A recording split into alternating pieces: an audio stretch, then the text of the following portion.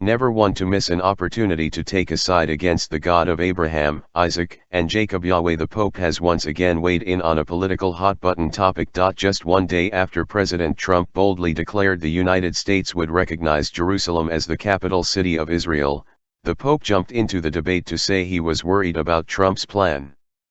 The Pope told thousands of people at his general audience, "I cannot keep quiet about my deep worry about the situation that has been created in the last few days."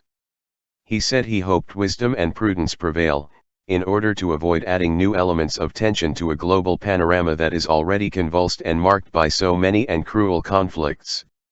Way to go, Pontiff, at least you are consistent.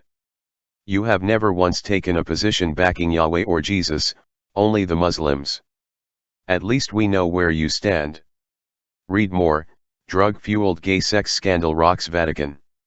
Read more, Pope Francis, we must accept the rape and terror of migrants. Here are more details on the breaking story, from the New York Post. Pope Francis, speaking hours before U.S. President Donald Trump's announcement on Jerusalem, called on Wednesday for the city's status quo to be respected, saying new tension in the Middle East would further inflame world conflicts.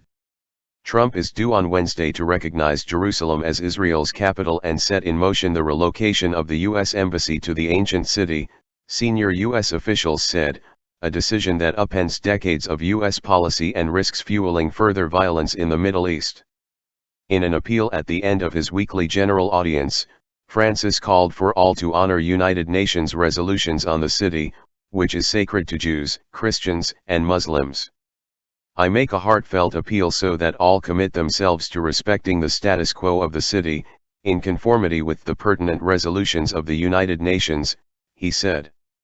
The Vatican backs a two-state solution to the Palestinian-Israeli conflict, with both sides agreeing on the status of Jerusalem as part of the peace process. Palestinians want East Jerusalem as the capital of their future independent state, whereas Israel has declared the whole city to be its united and eternal capital. The Pope told thousands of people at his general audience, "I cannot keep quiet about my deep worry about the situation that has been created in the last few days." He said he hoped wisdom and prudence prevail, in order to avoid adding new elements of tension to a global panorama that is already convulsed and marked by so many and cruel conflicts. In 2012, the Vatican called for an internationally guaranteed special statute for Jerusalem, aimed at safeguarding the freedom of religion and of conscience, the identity and sacred character of Jerusalem as a holy city, and respect for, and freedom of, access to its holy places. Before making his public comments, Francis met privately with a group of Palestinians involved in interreligious dialogue with the Vatican.